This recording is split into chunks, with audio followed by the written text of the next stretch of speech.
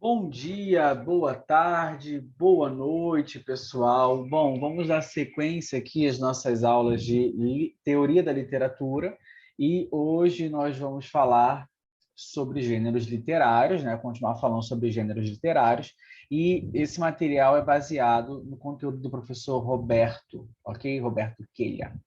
Bom, a gente consegue agrupar e organizar um grande universo de textos em um certo número de gêneros literários, tá? Que não são entidades permanentes, tá? Mas sistemas de classificação textual que vão mudar conforme as circunstâncias históricas em que estão inseridos. Tá? Raymond Williams já disse que a tentativa mais consistente de agrupar e organizar a multiplicidade de notações e convenções evidente na escrita em modos específicos de prática literária é a teoria dos gêneros ou teoria dos tipos. Tá? De fato, esse universo dos textos é imenso, torna-se necessário algum modo de organização que possa permitir uma certa pré-compreensão ou servir como uma espécie de guia para ele, né? E o leitor presta atenção aos personagens de uma maneira diferente, né? Se ele está lendo um texto que é uma tragédia, ou se ele está lendo algo que é uma comédia ou um romance, ele tem essa percepção e essa expectativa diferente, tá? Então, compreender um texto é compreender a linguagem do fazer, né? A linguagem ali também da tradição cultural que vai proceder à tipologia dos textos. Bom, vamos ver então os gêneros e sua história, né? A gente vai situar o modo pelo qual o problema dos gêneros oscila entre a indagação técnica e filosófica, né? E vamos oferecer um resumo aqui de seu desdobramento histórico e vamos nos limitar também a uma exposição didática, tá? Que vai atentar à morfologia dos textos literários. A gente precisa perceber também que a síntese pedagógica ela é um produto histórico fortuito e até certo ponto arbitrário. Tá? A gente não pode, então, ter uma pretensão de construir ali uma solução absoluta e definitiva. Por isso que a gente coloca como algo não permanente, tá? Não é permanente. Bom, o problema dos gêneros literários constitui um dos núcleos conceituais mais antigos dos estudos literários, e se a gente examinar suas primeiras formulações, lá desde o filósofo Platão, né, lá no seu livro A República, a gente percebe que o ponto de partida é uma observação acerca de alternativas técnicas disponíveis para os escritores, tá? Consequentemente, acerca dos diferentes resultados formais da aplicação de diversas técnicas. Assim, o texto platônico introduz a questão dos gêneros, afirmando que, tendo já tratado dos temas poéticos, seria então oportuno examinar as maneiras de desenvolver tais temas. É importante a gente lembrar que, em aulas passadas, eu comentei sobre a divergência entre Platão e Sócrates. Tá? E Sócrates, eu acho que era Sócrates, ou Aristóteles, eu não lembro agora, mas eu falei a diferença entre dois filósofos justamente nessa questão não de gênero literário, mas ali de compor a escrita. Tá? Eles não concordavam muito na questão da escrita. Tá? Vejam aulas passadas aí, porque agora me fugiu a mente. Tá? Vejamos, então, duas passagens em que Platão assinala as distinções técnico-formais que constituem a base primária da questão dos gêneros, tá? Então ele fala assim, ó, falarei em prosa, pois não sou poeta. Então ele já diz o seguinte, eu não vou falar rimando, eu não sou poeta, então eu vou falar em prosa. Há uma espécie de ficções poéticas que se desenvolvem inteiramente por imitações. E aí ele vai falar das mimeses, né? Neste grupo entram a tragédia e a comédia. Há também o estilo oposto, em que o poeta é o único a falar. O melhor exemplo desse estilo é o ditirambo. E, por fim, a combinação de ambos pode ser encontrada na epopeia e em outros gêneros de poesia. Então, ele começa a distinguir aqui alguns gêneros, né? No primeiro trecho citado, é evidente que o filósofo vai reconhecer aqui a distinção entre prosa e poesia, porque ele fala que ele não é poeta, então ele vai falar em prosa, tá? Uma das classificações da literatura em gêneros. Tá? No segundo, com algumas sumárias explicações, a gente percebe que se trata de uma outra classificação, aquela que opera com categorias que se tornariam conhecidas, respectivamente, sob as designações de dramático, lírico e épico. Né? Desse modo, esclarecendo a passagem a preço, nós temos as ficções poéticas, em que o poeta que desaparece, né? E que se desenvolvem inteiramente por imitações de diálogos, né? E são as mimeses, que eles chamam de mimeses, e formam o gênero dramático. E aquelas em que o poeta é o único a falar. Lembra que o poeta tem sempre aquela questão do eu, de falar sobre si, etc., que seria ali o gênero lírico. Por isso também eu lírico. Tá? E aquelas em que se alternam a fala do poeta em seu próprio nome, e os diálogos entre personagens seria ali uma combinação, né? A gente teria o gênero épico, ok?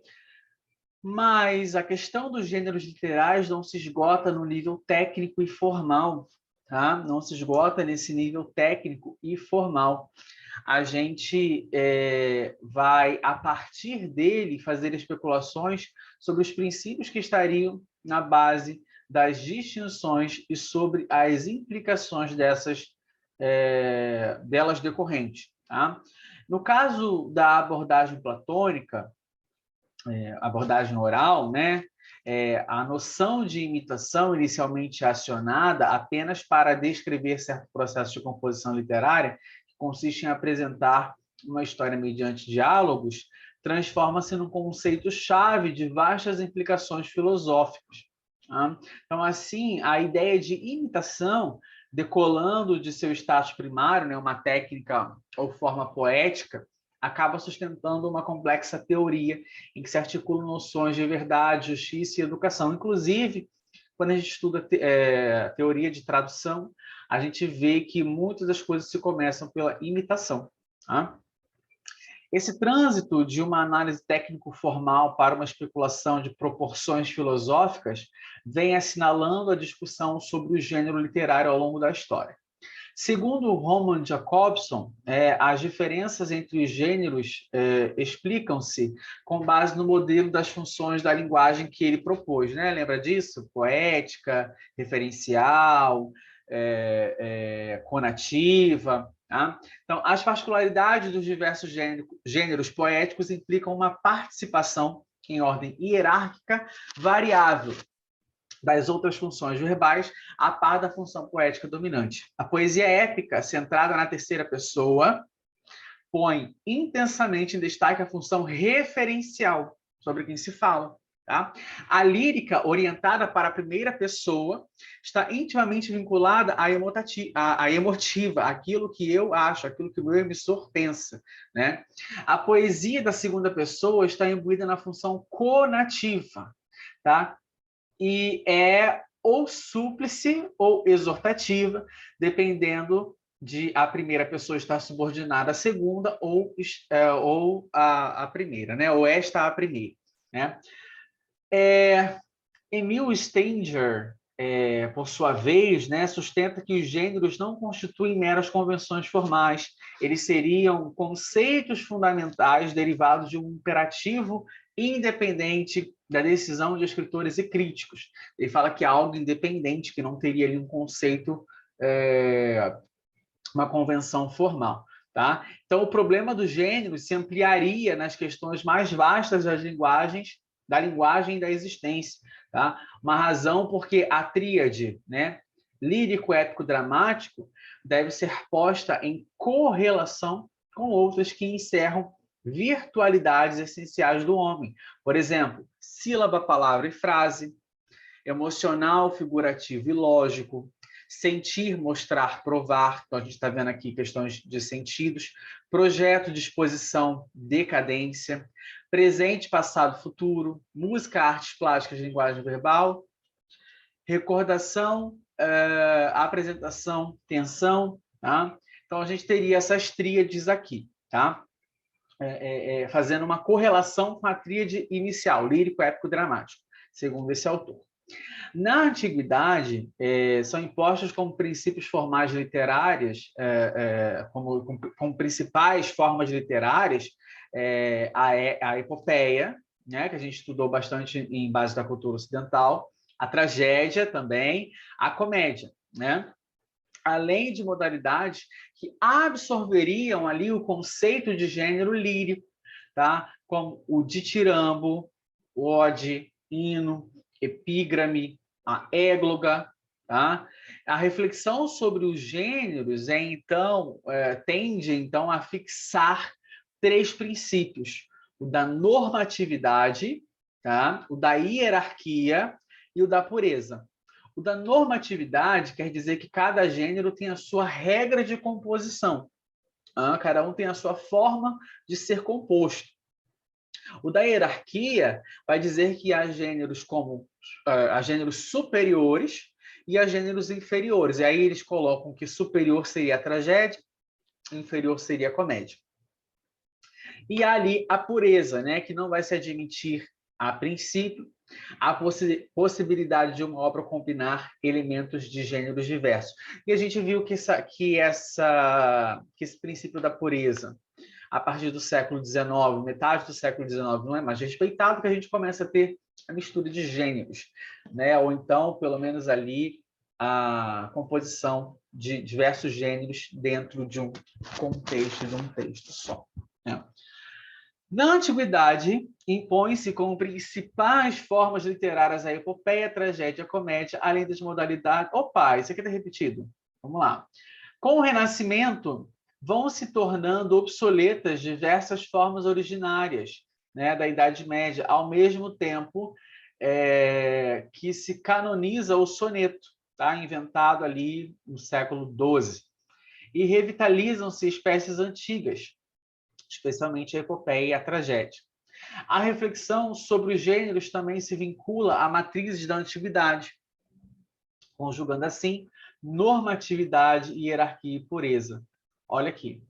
Normatividade, hierarquia e pureza, os princípios, né? A tríade que se conserva hegemônica por todo o período clássico moderno. Né? Na época romântica, abre-se o estágio em que, de certo modo, ainda nos encontramos. Né?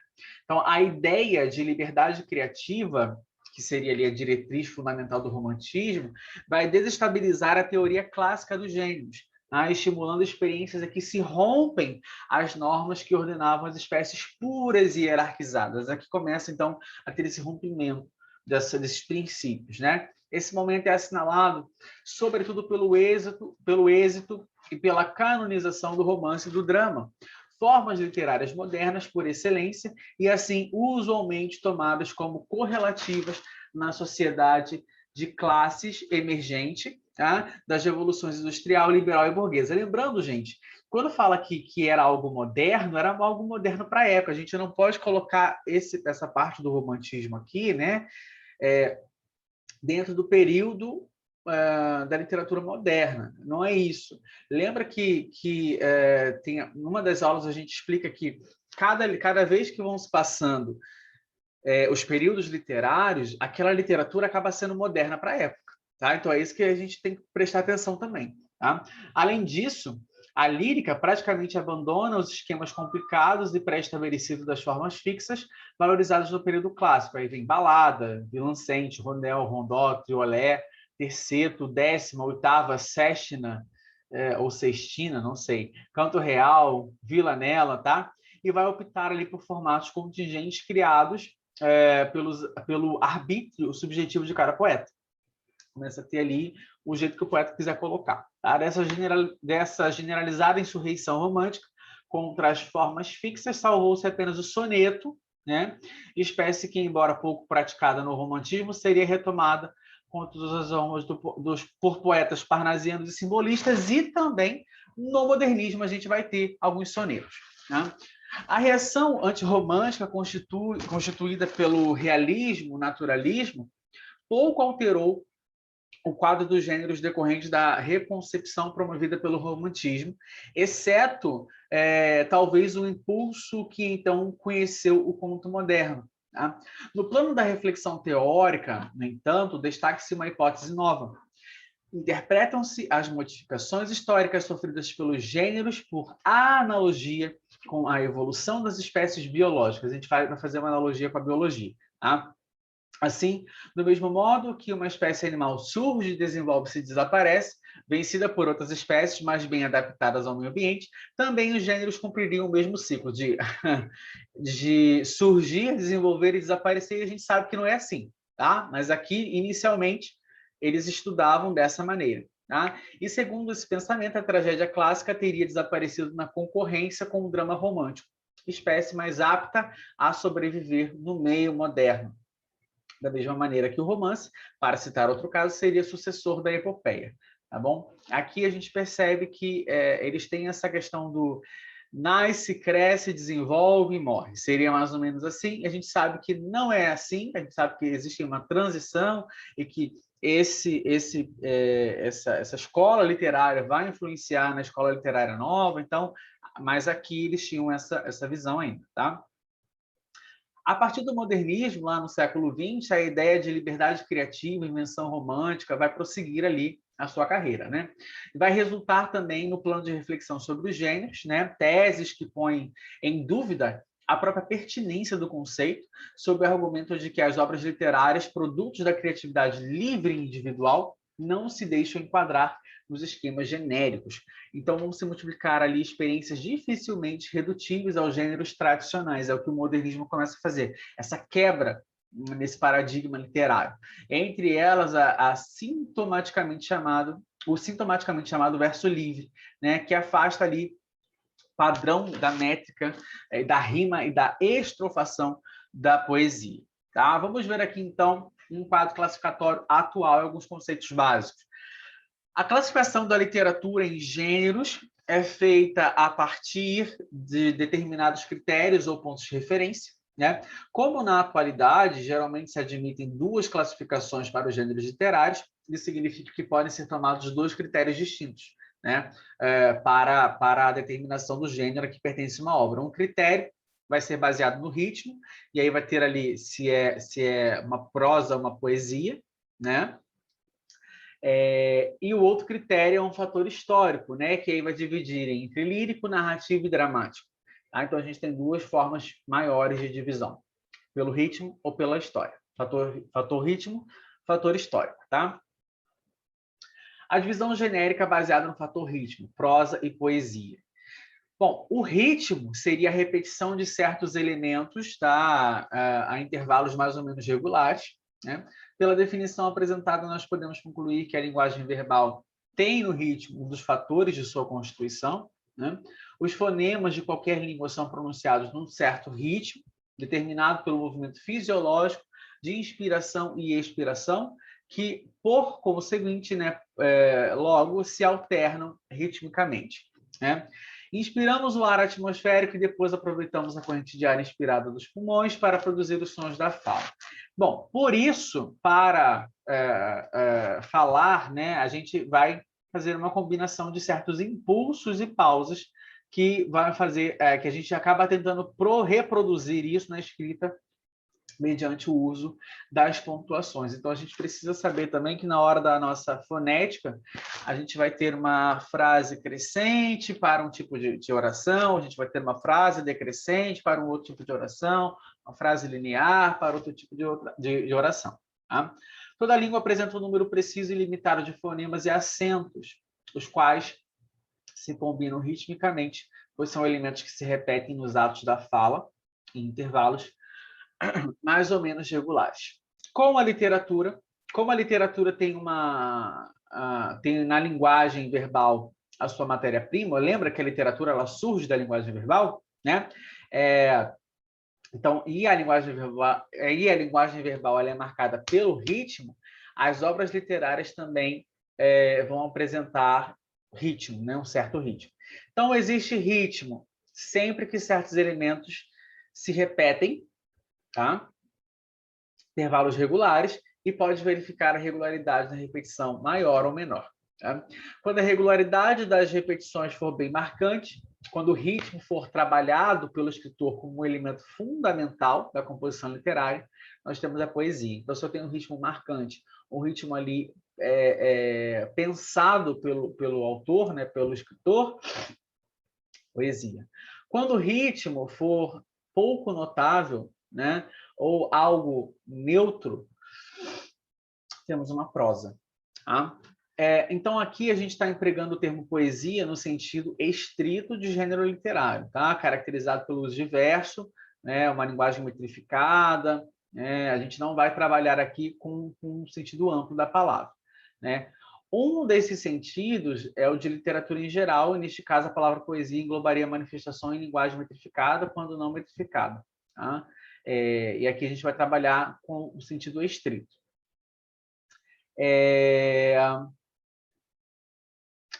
Bom, vamos lá. Isso aqui, sim. Nessa acepção, contudo, a sinonímia dá-se usualmente pelas formas adjetivas, poética e literária, onde a equivalência conceitual entre expressões de linguagem poética e linguagem literária. Né?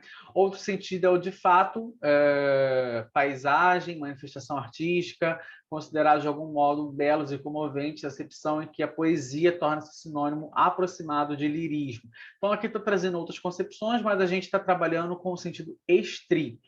Tá? Vamos ver aqui um tipo de poesia. Né?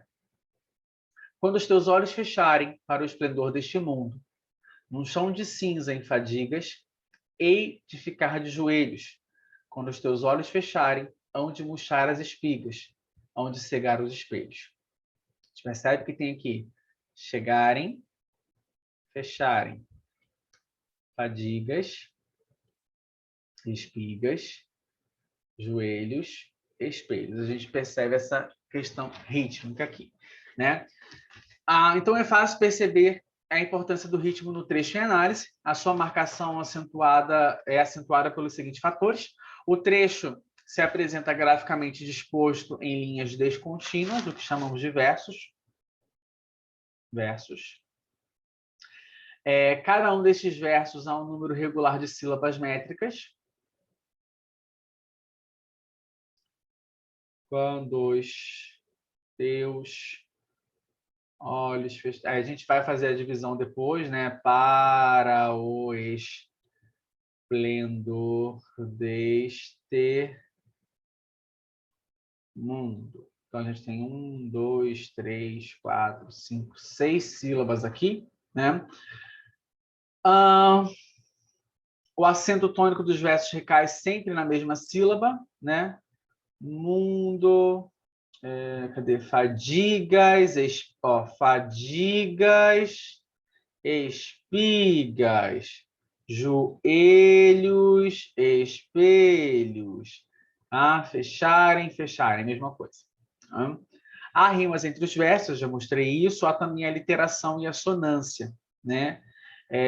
A literação a gente vai ver que é a repetição ali da consoante, e a assonância seria a repetição da vogal. Né? E há repetição de versos inteiros, né? Quando os teus olhos fecharem, quando os teus olhos fecharem. Tudo bem? Todos esses fatores contribuem para que possamos concluir que o trecho é uma poesia. Tá?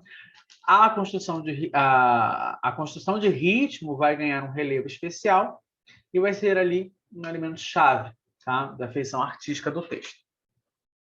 O que é o verso? O que é o verso? O verso é a frase ou segmento frasal em que há um ritmo nítido e sistemático, o qual, na língua portuguesa, é uma consequência da regularidade dos números de sílabas, ou seja, um ritmo silábico, da disposição dos acentos tônicos, ritmo intensivo. Tá? Ou seja, eu terei ali uma regularidade do número de sílabas e uma regularidade das disposições dos acentos tônicos. Vocês conseguem perceber isso? Vamos lá. A disposição do número de sílabas, aqui eu tenho 6 sílabas, a gente vai contar isso depois, mas a questão do acento tônico. Digas, pigas, elhos, espelhos. Então, a gente tem também essa questão do ritmo intensivo. Tá? Essa definição é particularmente aplicável, que podemos chamar de verso tradicional, que na língua portuguesa começa a ser modificado na Idade Média, com os primeiros trovadores prosseguindo sua carreira na época clássica e na romântica, configurando um sistema cujo apogeu dá-se com o parnasianismo. Então, há uma mudança no parnasianismo dessa estrutura. Do fim dessa época, há um manual ali chamado Consolidação das Leis do Verso, de Manuel Carmo. Tá? Depois dessa consolidação parnasiana, viriam as experiências simbolistas e modernistas, o que mudaria completamente, né? Que ali vai dizer o seguinte, ó, nenhuma regra pré-estabelecida quanto ao metro, a posição das sílabas fortes, nem a presença de regularidades de rimas, tá? Seria ali para falar do verso livre, que ele não vai respeitar nada disso. Tá? Então, a gente tem aqui um exemplo de verso livre. Tá? Foi no Rio, eu passava na avenida quase meia-noite. Bicos de seio batiam nos bicos de luz estrelas inumeráveis. Havia promessa do mar, e bondes tilintavam, abafando o calor que soprava no vento, e o vento vinha de Minas. Então, você percebe aqui que não tem uma construção métrica, tá? Não tem aqui um ritmo igual ao da poesia anterior, né? Então, os versos livres, né, praticados ali a partir do simbolismo, eles vão ser caracterizados pela ausência da métrica e da rima regular. Tá? Eles não podem ser confundidos com versos brancos ou soltos. Tá? Os versos soltos são escritos na órbita do verso tradicional, que é utilizado com frequência por poetas árcades e românticos. Então, assim, o verso solto você vai encontrar no arcadismo e no romantismo. Tá? E eles vão ter ali uma regularidade métrica, mas eles não vão ter uma rima. O que é regularidade métrica? Eles vão ter o mesmo sistema, mesma quantidade de sílabas, só não vão ter uma rima. Já a gente vai perceber aqui também, no exemplo, a sequência de versos decassílabos brancos, ou seja, desprovidos de rima, mas não de medida regular. Por que não de medida regular? Pois vão ter 10 sílabas. Vamos ver aqui. Ainda conserva o pálido semblante, um não sei que de magoado e triste, que os corações mais duros enternecem, tanto era bela no seu rosto a morte. Então, a gente vai perceber, ainda conserva o pálido semblante. Então, 1, 2, deixa eu ver se eu fiz certo. 1, 2, 3, 4, 5, 6, 7, 8, 9, 10. 10 sílabas, ok? Então, ela vai ter 10 sílabas, mas ele não tem aqui uma rima. Tá? Eles não rimam aqui. Beleza? Então, esse aqui seria o verso branco. Vamos trabalhar agora com a sílaba métrica. A sílaba, né, é o fonema ou o grupo de fonemas pronunciado numa só expiração. Tá? Quando pronunciamos lentamente uma palavra, a gente vai dividir em pequenos grupos. Quando a gente aprende a escrever, a gente vai separando, né? Grupinhos, né? Se a gente pegar, por exemplo, a palavra saudoso e a gente pronunciar lentamente, a gente não vai emitir S-A-U-D-O-S-O. Não. A gente vai separar saudoso, saudoso. Isso é separação de sílabas, tá? Então, nessa palavra, ela tem 3 sílabas, tudo bem? Porém, quando a gente vai combinar isso a um verso, a contagem não vai ser levada ao pé da letra, tá? Ela vai ter que considerar o verso inteiro. Desse modo, a sílaba métrica será o fonema ou grupo de fonemas pronunciados numa só expiração quando dizemos o verso inteiro. Então, por exemplo, aqui, nesse verso, para o esplendor deste mundo, olha como é que eu vou separar. Para o esplendor... Isso aqui é separação... Perdão, deixa eu voltar. Essa separação aqui seria a separação silábica normal, tá? separação silábica normal. Para o esplendor deste mundo. Isso aqui é como se eu estivesse aprendendo a ler. Mas, quando eu estou falando de sílaba simétrica, eu vou ler assim, ó. Para o esplendor deste mundo. Perceba que vai acabar na minha última sílaba tônica. E na palavra mundo, a sílaba tônica é mum. Mum, porque ela é uma paroxítona. Aqui está a minha tonicidade. Então, para o esplendor, olha como é que eu falo. Para o esplendor deste mundo. Para o esplendor deste mundo. Para o esplendor deste mundo. E para na última sílaba tônica. E as sílabas tônicas, elas são marcadas por esse sinal aqui. Tá? Por esse sinal aqui.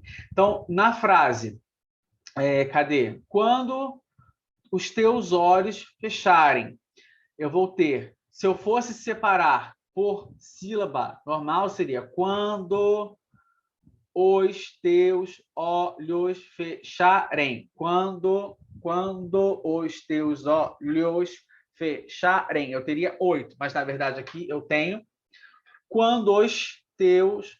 Outro não, né? Quando os teus olhos fecharem. 9. Seria 9, mas aqui a gente tem a sílaba métrica. Então, quando os teus olhos fecharem. Quando os teus olhos fecharem. E percebam que a gente marca com essa setinha aqui aonde está o acento tônico.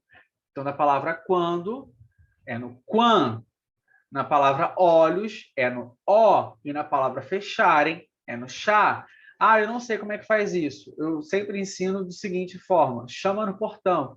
Quando olhos fecharem, a parte que você deu ó, e é a parte tônica da sua palavra. Tá? Então, vamos ver aqui mais outros exemplos. Então, ó, para o esplendor deste mundo, a gente já viu, 7. Num chão de cinza e fadigas. Fadigas. Percebam, a gente vai perceber que o tônico vai estar na primeira, na quarta e na sétima. Tá? Ele tem aqui uma regularidade. Tá? Então, eles apresentam, nesse trecho, né, vão apresentar 7 sílabas métricas e também a distribuição compõe uma regularidade, né?